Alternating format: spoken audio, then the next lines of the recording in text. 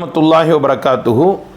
ஜம்மியத் உலமா ஹிந்தினுடைய ஒரு சிறு அறிமுகத்தை நாம் தொடர் காணொளிகள் வாயிலாக பார்த்து கொண்டு வருகின்றோம். இது இரண்டாவது காணொளி. பேரன்பிற்குரியவர்களே,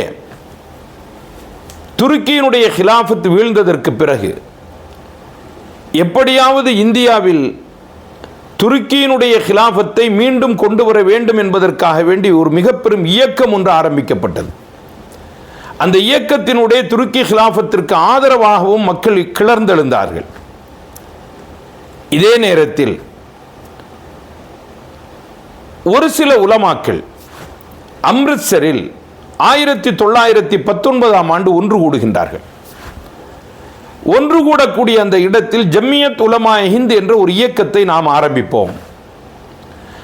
அதன் மூலமாக நாம் இந்த விடுதலை போரை வேறு இடத்திற்கு கொண்டு செல்வோம் என்பதாக முடிவு செய்து அதற்கு தலைவராக அன்றைக்கு அந்த கூட்டத்தில் முஃப்தி கிஃபாயத்துல்லா சாஹிப் நவ்வர் அல்லாஹு மர்கதஹு அவர்கள் தேர்ந்தெடுக்கப்படுகின்றார்கள்.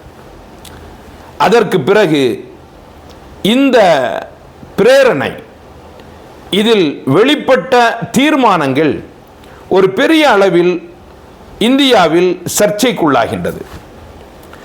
என்ன இதில் எடுக்கப்படுகின்றது முடிவு என்றால், இனிமேல் ஆங்கில அரசிற்கு எதிராக ஒத்துழையாமை இயக்கத்தை நாடெங்கும் நாம் நடத்துவது. இதன் அடிப்படையில் மௌலானா ஷேகுல் ஹிந்த் மஹமூத் ஹசன் ரஹ்மத்துல்லாஹி அவர்கள்